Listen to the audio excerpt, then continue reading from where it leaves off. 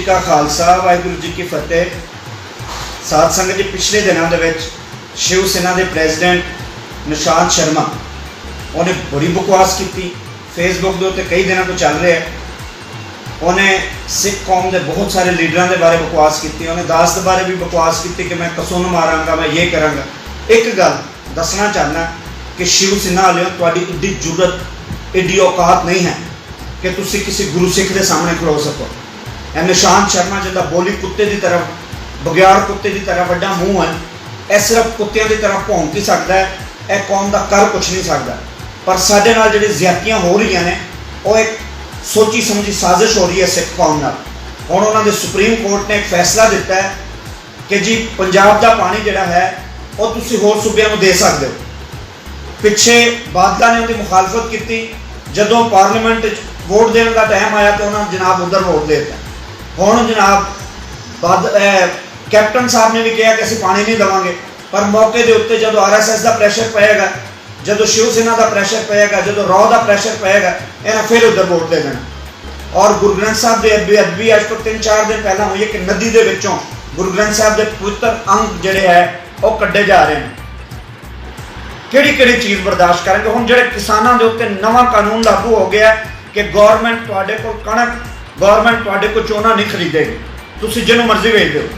लोग पहले यह सहूलत सी कि गौरमेंट आके चुक लैंदी सी, किसानां नूं कुछ ना कुछ लग जांदा सी। हुण मंडी जदों कणक वधेगी, जदों झोना वधेगा तो उहदे रेट डिग्गणगे तो किसान होर बर्बाद होएगा।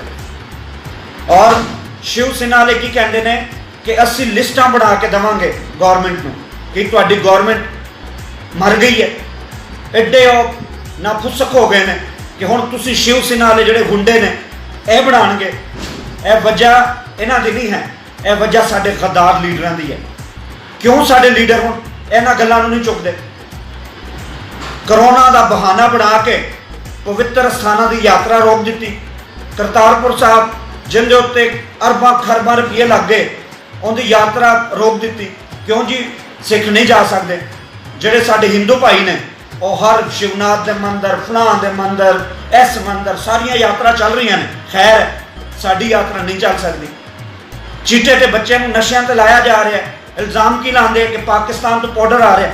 पाकिस्तान ने पाउडर की फैक्ट्रियां बनाई ने। इतों 2 कबूतर गए तो उन्होंने कहा जी ISI ने जासूस कबूतर भेज दिते। कबूतर नहीं उत्थे जा सकते, बाढ़ लगी है, बाढ़ के विच उन्हें करंट लाया हुआ है, उन्होंने कोई हाथ नहीं ला सकता, तो पाउडर किवें जा सकता है?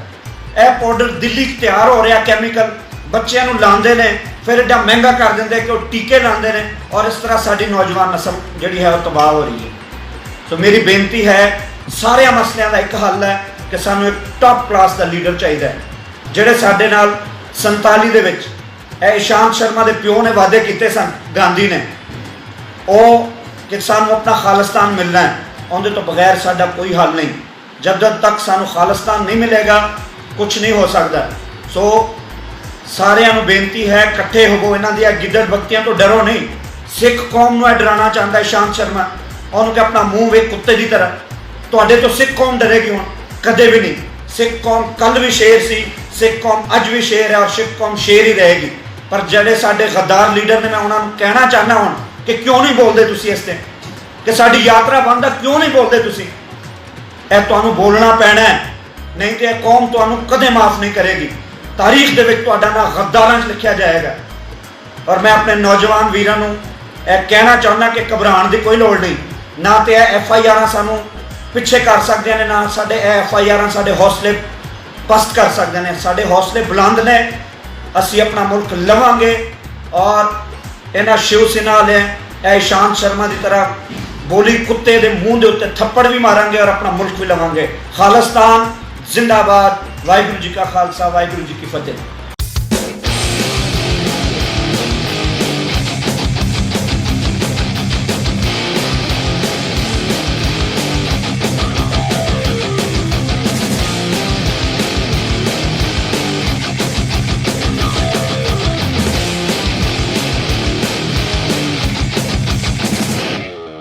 हाँ जी, अस्सलाम वालेकुम, सत श्री अकाल, नमस्कार ते जय आर्यावर्त साथियों।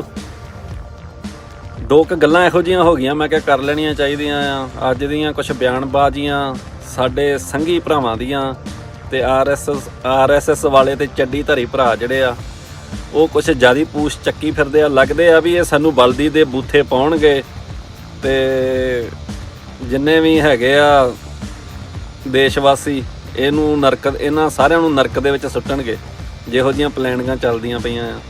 ਪਹਿਲਾਂ ਤਾਂ ਸਾਡੇ ਜੇਮਸ ਬੌਂਡ ਸ਼੍ਰੀ ਅਜੀਤ ਡੋਵਲ ਜੀ ਜਿਨ੍ਹਾਂ ਦਾ ਅੱਗਾ ਸ਼ੇਰ ਦਾ ਆ ਤੇ ਪਿੱਛਾ ਗਿੱਦੜ ਦਾ ਆ, ਉਹ ਗੱਲਾਂ ਵੱਡੀਆਂ ਵੱਡੀਆਂ ਕਰ ਲੈਂਦੇ ਆ ਤੇ ਬਾਅਦ ਦੇ ਵਿੱਚ ਸਫਾਈਆਂ ਦੇਣ ਲੱਗ ਪੈਂਦੇ ਆ। ਉਹਨਾਂ ਨੇ ਪਹਿਲਾਂ ਵੀ ਬੜਾ ਕੁਝ ਕਿਹਾ ਹੋਇਆ ਵੀ ਮੈਂ ਇਹ ਕੀਤਾ, ਮੈਂ ਪਾਕਿਸਤਾਨ ਗਿਆ, ਮੈਂ ਉੱਥੇ ਇੰਨੇ ਸਾਲ ਰਿਹਾ, ਮੈਂ ਪੰਜਾਬ ਦਾ ਜਿਹੜਾ ਬੁਰਾ ਦੌਰ ਸੀ ਉਹਨੂੰ ਐਂ ਖ਼ਤਮ ਕੀਤਾ। ਜਾਣੀ ਗੱਲਾਂ ਹੀ ਆ, ਹੈ ਕੁਛ ਨਹੀਂ ਵਿੱਚ। ਤੇ ਇਹ ਸਾਨੂੰ ਪਹਾੜੀਆਂ ਦੀ ਹਿਸਟਰੀ ਦਾ ਪਤਾ ਆ ਵੀ ਇਹ ਪਹਾੜੀਏ ਕੀ ਕੁਛ ਕਰਦੇ ਆ ਤੇ ਇਹ ਦੱਸਦੇ ਕੀ ਆ। ਪਰ ਹੁਣ ਇਹ ਆ ਵੀ ਇਹ ਦੇਸ਼ ਦੇ ਬੜੇ ਵੱਡੇ ਉੱਚੇ ਅਹੁਦਿਆਂ ਦੇ ਉੱਤੇ ਪਹਾੜੀਏ ਬੈਠੇ ਹੋਏ ਆ ਤੇ ਅਸੀਂ ਹੁਣ ਕੁਛ ਕਰ ਨਹੀਂ ਸਕਦੇ। ਜੋ ਕੁਛ ਇਹਨਾਂ ਨੇ ਕਹਿਣਾ ਆ ਸਾਨੂੰ ਸੁਣਨਾ ਪੈਣਾ ਆ। ਇਹ ਸਾਡੇ ਜਿਹੜੇ ਅਜੀਤ ਡੋਵਲ ਜੀ, ਜੇਮਸ ਬੌਂਡ, ਇਹ ਗਏ ਉੱਥੇ ਉੱਤਰਾਖੰਡ, ਗੰਗਾ ਮਈਆ ਨੇ ਬੁਲਾਇਆ ਤੇ ਜੇਮਸ ਬੌਂਡ ਜੀ ਆਇਆ। ਜੇਮਸ ਬੌਂਡ ਜੀ ਨੇ ਜਾ ਕੇ ਉੱਥੇ ਪੂਜਾ ਕੀਤੀ ਗੰਗਾ ਮਈਆ ਕੀ, ਉੱਥੇ ਸਾਧੂ ਸੰਤਾਂ ਨਾਲ ਵਿਚਾਰ ਵਟਾਂਦਰਾ ਕੀਤਾ ਤੇ ਉਹ ਜਿਵੇਂ ਜਿਵੇਂ ਮਤਲਬ ਪੂਜਾ ਕਰਦਿਆਂ ਅੰਦਰਲਾ ਹਿੰਦੂਤਵੀ ਸ਼ੇਰ ਜਾਗਿਆ। ਕਿਸੇ ਨੇ ਸਵਾਲ ਕਰ ਲਿਆ ਵੀ ਭਾਈ ਅਸੀਂ ਹਿਸਟਰੀ ਦੇ ਵਿੱਚ ਕਦੀ ਕਿਸੇ ਤੇ ਅਟੈਕ ਨਹੀਂ ਕੀਤਾ, ਇਹਦਾ ਕੀ ਕਾਰਨ ਸੀ, ਸਾਨੂੰ ਕਰਨਾ ਚਾਹੀਦਾ ਸੀ ਜਾਂ ਨਹੀਂ। ਤੇ ਅਜੀਤ ਡੋਵਲ ਜੀ ਨੇ ਫਿਰ ਅੰਦਰੋਂ ਵਾਲਾ ਖਾਧਾ, ਕਹਿੰਦੇ ਵੀ ਹੁਣ ਅਸੀਂ ਪਹਿਲਾਂ ਵਾਲੇ ਨਹੀਂ ਹੈਗੇ, ਅਸੀਂ ਤਾਂ ਹੁਣ ਬਾਹਰ ਹੋਰ ਮੁਲਕਾਂ ਦੇ ਵਿੱਚ ਜਾ ਕੇ ਵੀ ਪ੍ਰੋਕਸੀ ਵਾਰ ਵੀ ਕਰਾਂਗੇ।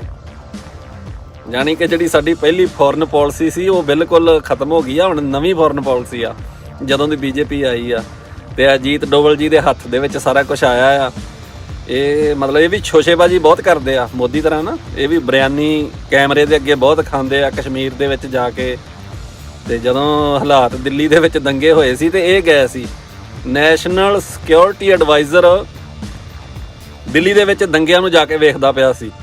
ਜਾਣੀ ਕਿ ਇਹਦੇ ਵਿੱਚ ਵੀ ਉਹ ਸਾਰੇ ਗੁਣ ਹੈਗੇ ਆ ਜਿਹੜੇ ਮੋਦੀ ਜੀ ਦੇ ਵਿੱਚ ਆ ਵੀ ਜਿਵੇਂ ਈਵੈਂਟ ਬਣਾਉਣਾ।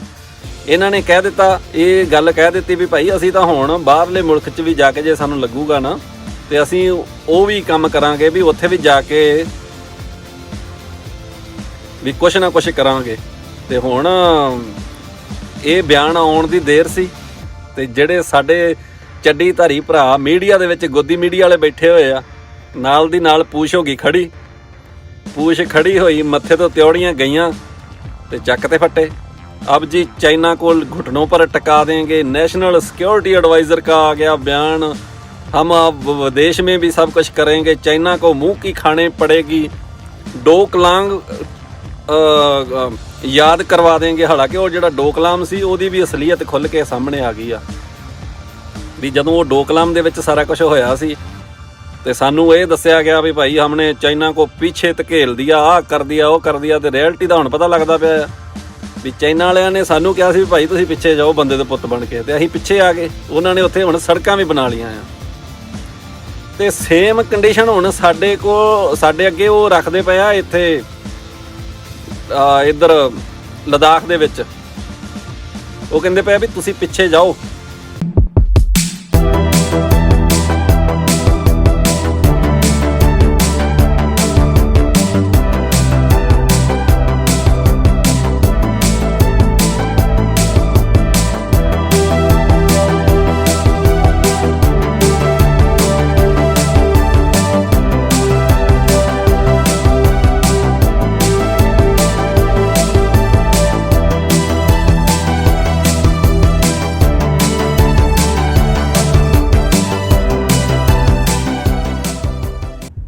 ਤੇ ਬਣਨਾ ਇੱਥੇ ਵੀ ਉਹ ਕੁਛ ਹੀ ਆ। ਕਿੱਥੇ ਅਸੀਂ ਫਿੰਗਰ 8 ਤੱਕ ਸਾਰਾ ਕੁਝ ਕਰਦੇ ਸੀ ਪੈਟਰੋਲਿੰਗ, ਤੇ ਹੁਣ ਫਿੰਗਰ 3 ਤੇ ਬੈਠੇ ਹੋਏ ਆ ਤੇ 4 ਨੂੰ ਵੇਖਦੇ ਆ ਵੀ ਜਿਵੇਂ ਸਾਹਮਣੇ ਮਾਂ ਬੈਠੀ ਹੁੰਦੀ ਰੋਟੀ ਲੈ ਕੇ ਤੇ ਵਿਚਾਲੇ ਕੋਈ ਡੰਡਾ ਲੈ ਕੇ ਬੈਠਾ ਹੋਵੇ। ਉਹ ਹੁਣ ਸਿਚੁਏਸ਼ਨ ਬਣੀ ਪਈ ਆ। ਤੇ ਇਹ ਉਹ ਜਦੋਂ ਬਿਆਨ ਇਹ ਚੱਲਿਆ ਮੀਡੀਆ ਦੇ ਵਿੱਚ ਤੇ ਕੀ ਹੋਇਆ ਵੀ ਹੁਣ ਅੱਗਾ ਸ਼ੇਰ ਦਾ ਤੇ ਪਿੱਛਾ ਗਿੱਦੜ ਦਾ। ਤੇ ਡੋਵਾਲ ਸਾਹਿਬ ਨੇ ਉਸੇ ਵੇਲੇ ਆਪਦਾ ਦੂਜਾ ਬਿਆਨ ਦਿੱਤਾ ਵੀ ਨਹੀਂ ਭਾਈ ਇਹ ਚਾਈਨਾ ਵਾਸਤੇ ਨਹੀਂ, ਵੀ ਚਾਈਨਾ ਨੂੰ ਫਿਕਰ ਕਰਨ ਦੀ ਲੋੜ ਨਹੀਂ, ਅਸੀਂ ਤਾਂ ਤੁਹਾਡੇ ਪੈਰਾਂ 'ਚ ਬੈਠੇ ਹੋਏ ਆ। ਸਾਡੇ ਤਾਂ ਪ੍ਰਧਾਨ ਮੰਤਰੀ ਨੇ ਨਹੀਂ ਮੰਨਿਆ ਵੀ ਤੁਸੀਂ ਸਾਡੀ ਜ਼ਮੀਨ ਤੇ ਆਏ ਹੋਏ ਆ। ਤੇ ਤੁਸੀਂ ਇਹ ਕਿਵੇਂ ਸੋਚ ਸਕਦੇ ਆ ਵੀ ਜਦੋਂ ਪ੍ਰਧਾਨ ਮੰਤਰੀ ਨਹੀਂ ਮੰਨਦਾ ਪਿਆ ਤੇ ਨੈਸ਼ਨਲ ਸਿਕਿਉਰਿਟੀ ਐਡਵਾਈਜ਼ਰ ਕਿਵੇਂ ਕੋਈ ਇਹੋ ਜਿਹਾ ਬਿਆਨ ਦੇ ਸਕਦਾ ਚਾਈਨਾ ਦੇ ਖਿਲਾਫ। ਤੇ ਚਲੋ ਜੀ, ਇਹ ਸਫਾਈਆਂ ਆਈਆਂ। ਉਸ ਤੋਂ ਬਾਅਦ ਸਾਡੇ ਮੋਹਨ ਭਾਗਵਤ ਜੀ ਜਿਹੜੇ ਕਹਿੰਦੇ ਸੀ ਵੀ ਆਰਮੀ ਨੂੰ 6 ਮਹੀਨੇ ਲੱਗਦੇ ਆ ਜੰਗ ਦੀ ਤਿਆਰੀ ਕਰਨ ਵਾਸਤੇ, ਤੇ ਅਸੀਂ 6 ਘੰਟਿਆਂ ਦੇ ਵਿੱਚ ਸਾਡੇ ਬੰਦੇ ਤਿਆਰ ਹੋ ਜਾਂਦੇ ਆ। ਵੀ ਜਿਹੜੇ ਸਾਡੇ ਚੱਡੀ ਧਰੀ ਭਰਾ ਆ, ਕਿਉਂਕਿ ਇਹਨਾਂ ਨੇ ਕਿਹੜਾ ਕੁਝ ਲੈਣਾ ਹੁੰਦਾ ਆ, ਇੱਕ ਨਿੱਕਰ ਘਰੋਂ ਚੁੱਕਣੀ ਹੁੰਦੀ ਤੇ ਇੱਕ ਡੰਗ ਚੁੱਕਣੀ ਹੁੰਦੀ ਆ। ਇਹਨਾਂ ਨੇ ਇਹ ਥੋੜਾ ਵੀ ਕੋਈ ਐਮੂਨੇਸ਼ਨ ਲੈਣਾ ਆ ਜਾਂ ਕੋਈ ਟੈਂਕਾਂ ਦੇ ਉੱਤੇ ਕੋਈ ਸਮਾਨ ਲੱਦਣਾ ਆ। ਤੇ ਇਹ ਮੋਹਨ ਭਾਗਵਤ ਜੀ ਐਵੇਂ ਸੋਚਦੇ ਸੀ, ਪਰ ਮੋਹਨ ਭਾਗਵਤ ਜੀ ਦਾ ਬਿਆਨ ਆ ਗਿਆ ਵੀ ਚਾਈਨਾ ਦਾ ਮੁਕਾਬਲਾ ਕਰਨ ਵਾਸਤੇ ਸਾਨੂੰ ਵੱਧ ਤੋਂ ਵੱਧ ਹਥਿਆਰ ਜਿਹੜੇ ਆ ਵੀ ਉਹ ਲੈਣੇ ਚਾਹੀਦੇ ਆ, ਤੇ ਵੀ ਫਿਰ ਅਸੀਂ ਚਾਈਨਾ ਦਾ ਮੁਕਾਬਲਾ ਕਰਾਂਗੇ ਤੇ ਜੇ ਤੇ ਉਹ। ਤੇ ਅਜੇ ਇਹਨਾਂ ਦਾ ਬਿਆਨ ਅਜੇ ਠੰਡਾ ਨਹੀਂ ਸੀ ਹੋਇਆ ਤੇ ਉਧਰੋਂ ਯੂਪੀ ਦੇ ਬੀਜੇਪੀ ਦੇ ਪ੍ਰਧਾਨ ਦਾ ਬਿਆਨ ਆ ਗਿਆ। ਉਹ ਕਹੀ ਜਾਂਦੇ ਆ ਵੀ ਭਾਈ ਸਭ ਕੁਝ ਨਿਸ਼ਚਿਤ ਆ, ਸਾਰੀਆਂ ਜਿਹੜੀਆਂ ਡੇਟਾਂ ਆ ਤਰੀਕਾਂ ਆ ਉਹ ਤੈਅ ਆ।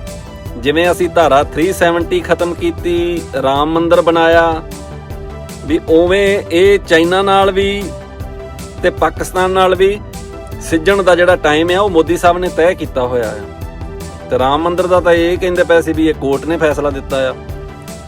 ਇਹਦਾ ਮਤਲਬ ਵੀ ਇਹ ਮੋਦੀ ਸਾਹਿਬ ਨੇ ਕੀਤਾ ਹੋਇਆ ਸੀ ਵੀ ਭਾਈ ਇਸ ਟਾਈਮ ਕਰਨਾ ਆ ਤੇ 370 ਅਸੀਂ ਇਸ ਟਾਈਮ ਖਤਮ ਕਰਨੀ ਆ। ਚਲੋ ਇਹ ਸਾਰਾ ਕੁਝ ਹੋ ਗਿਆ। ਉਦੋਂ ਬਾਅਦ ਸਾਡੇ ਜਿਹੜੇ ਹੈਗੇ ਆ ਕੜੀ ਨਿੰਦਾ ਵਾਲੇ ਡਿਫੈਂਸ ਮਿਨਿਸਟਰ ਜੀ, ਉਹ ਗਏ ਉੱਥੇ ਲਦਾਖ ਦੇ ਵਿੱਚ ਤੇ ਉਧਰਲੇ ਪਾਸੇ ਤੇ ਉੱਥੇ ਜਾ ਕੇ ਉਹਨਾਂ ਨੇ ਸ਼ਸਤਰ ਪੂਜਾ ਕੀਤੀ। ਉਹਨਾਂ ਨੇ ਗੇਂਦੇ ਦੇ ਫੁੱਲ ਰੱਖੇ AK-47 ਤੇ ਹੋਰ ਹਥਿਆਰਾਂ ਤੇ ਉਹਨਾਂ ਨੇ ਪੂਰਾ ਇਵੈਂਟ ਬਣਾਇਆ। ਹਾਲਾਂਕਿ ਇਹ ਜਿਹੜੀ ਮਤਲਬ ਹੈ ਆ ਪਰੰਪਰਾ, ਇਹ ਬੜੇ ਚਿਰ ਦੀ ਚੱਲਦੀ ਆ ਤੇ ਪਹਿਲਾਂ ਵੀ ਹੁੰਦਾ ਸੀ ਪਰ ਕਦੀ ਮੀਡੀਆ ਦੇ ਉੱਤੇ ਆਇਆ ਨਹੀਂ। ਪਰ ਹੁਣ ਇਹ ਆ ਵੀ ਹੁਣ ਇਹ ਜਿਹੜੀ ਗਵਰਨਮੈਂਟ ਆ ਇਹਨੇ ਹੁਣ ਇਹ ਹੀ ਤਾਂ ਵਿਖਾਉਣਾ ਆ, ਹੋਰ ਤਾਂ ਕੁਝ ਪੱਲੇ ਹੈ ਨਹੀਂ। ਤੇ ਉਹਨੂੰ ਵੀ ਇਵੈਂਟ ਬਣਾਇਆ ਤੇ ਸਾਰਾ ਕੁਝ ਵਿਖਾਇਆ ਤੇ ਮੀਡੀਆ ਦੇ ਉੱਤੇ ਚੱਲੀ ਜਾਂਦਾ ਆ भी अब हमारे साथ अमेरिका भी है, ये भी है, वो भी है, हथियारों की डील हो गई है, जो अमेरिकन ऑफिशियल हैं वो आए हैं। ते हुण बंदा पुछे भी अमेरिका की तो हिस्टरी है भी उन्होंने हथियार बेचने आ। अमेरिका ने सानू मच्छियां जां आलू गंढे टमाटर तो बेचने नहीं, जां सानू गऊ गोबर तो बेचना नहीं, वो तो साडे कोल पहलां ही हैगा आ। उन्हां दा तां बिजनेस आ, उन्होंने बेचना आ। पर तुसीं ये सोचो भी वो क्यों बेचदे पए आ, ਵੀ ਉਹ ਸਾਨੂੰ ਆਪਦੀ ਪ੍ਰੋਕਸੀ ਬਣਾਉਂਦੇ ਪਏ ਆ। ਜੇ ਅਮਰੀਕਾ ਨੇ ਚਾਈਨਾ ਨਾਲ ਸਿੱਝਣਾ ਹੁੰਦਾ ਤੇ ਉਹ ਆਪ ਸਿੱਧਾ ਸਿੱਝਦਾ। ਪਰ ਇਹ ਜਿਹੜੇ ਸਾਡੇ ਹਿੰਦੂ ਤਵੀ, ਜਿਹੜੇ ਸਾਡੇ ਚੱਡੀ ਧਾਰੀ ਬਾਹਮਣ ਬਾਣੀਆਂ ਸੰਘ ਆ, ਇਹ ਲੱਗਦਾ ਆ ਵੀ ਸਾਨੂੰ ਸਟੋਨ ਏਜ ਦੇ ਵਿੱਚ ਸੱਟਣਗੇ। ਇਹਨਾਂ ਨੂੰ ਪਤਾ ਨਹੀਂ ਕਿੱਧਰਲੇ ਚਾਅ ਆ। ਮੰਨ ਲਓ ਅਸੀਂ ਇਹ ਸਾਰਾ ਕੁਝ ਹੋ ਜਾਂਦਾ ਆ, ਜੰਗ ਹੋ ਜਾਂਦਾ ਆ, ਚਾਈਨਾ ਨੂੰ ਅਸੀਂ ਹਰਾ ਵੀ ਦਿੰਦੇ ਆ ਤੇ ਸਾਡੇ ਪੱਲੇ ਕੀ ਰਹਿਣਾ ਆ? ਜੋ ਨੁਕਸਾਨ ਹੋਣਾ ਆ ਉਹ ਤਾਂ ਸਾਡਾ ਹੋਣਾ ਆ। ਅਮਰੀਕਾ ਤਾਂ ਕੋਈ ਮਿਜ਼ਾਈਲ ਜਾਂ ਕੋਈ ਇਹੋ ਜਿਹੀ ਚੀਜ਼ ਨਹੀਂ ਪਹੁੰਚਣੀ। ਪਰ ਸਾਡੇ ਚੱਡੀ ਧਾਰੀ ਸੰਘੀ ਭਰਾ ਜਿਹੜੇ ਆ ਨਾ, ਇਹਨਾਂ ਨੇ ਕੋਈ ਹੋਰ ਹੀ ਧਤੂਰਾ ਚੱਟ ਲਿਆ ਆ ਤੇ ਇਹ ਸਾਨੂੰ ਖੱਜਲ ਕਰਨਗੇ। ਇਹ ਤਾਂ ਹੁਣ ਲੋਕਾਂ ਨੇ ਵੇਖਣਾ ਆ ਵੀ ਜਿਹੜੀਆਂ ਇਹ ਕਰਤੂਤਾਂ ਕਰਦੇ ਪਏ ਆ ਇਹਨਾਂ ਦੇ ਖਿਲਾਫ ਖਲੋਵੋ। ਤੇ ਅਦਰਵਾਈਜ਼ ਜੋ ਵੀ ਇਹਨਾਂ ਦੇ ਖਿਲਾਫ ਬੋਲਦਾ ਆ ਜਾਂ ਇਹਨਾਂ ਦੀਆਂ ਨੀਤੀਆਂ ਦੇ ਖਿਲਾਫ ਬੋਲਦਾ ਆ, ਉਹ ਤਾਂ ਤੁਸੀਂ ਵੇਖਿਆ ਹੀ ਆ ਵੀ ਇਹ ਕਿਸਾਨਾਂ ਨੂੰ ਵੀ ਦੇਸ਼ ਧਰੋਹੀ ਕਹੀ ਜਾਂਦੇ ਆ। ਤੇ ਉਧਰੋਂ ਨਾਗੇ ਵੀ ਪੰਗਾ ਪਾਈ ਬੈਠੇ ਆ। ਕਸ਼ਮੀਰ ਵਾਲੇ ਜਿਹੜੇ ਮੇਨ ਸਟਰੀਮ ਲੀਡਰ ਸੀ ਉਹ ਵੀ ਖਿਲਾਫ ਹੋ ਗਏ ਆ। ਅਜੇ ਪਤਾ ਨਹੀਂ ਕਿੰਨੇ ਕਿੰਨੇ ਖਿਲਾਫ ਹੋਣਾ ਆ। ਤੇ ਚਲੋ ਵੇਖਦੇ ਹਾਂ ਅਗਲੇ ਆਉਣ ਵਾਲੇ ਦਿਨਾਂ ਦੇ ਵਿੱਚ। ਜਿਉਂਦੇ ਵਸਦੇ ਰਹੋ, ਰੱਬ ਰੱਖਾ। ਫਿਰ ਗੱਲਬਾਤ ਕਰਾਂਗੇ।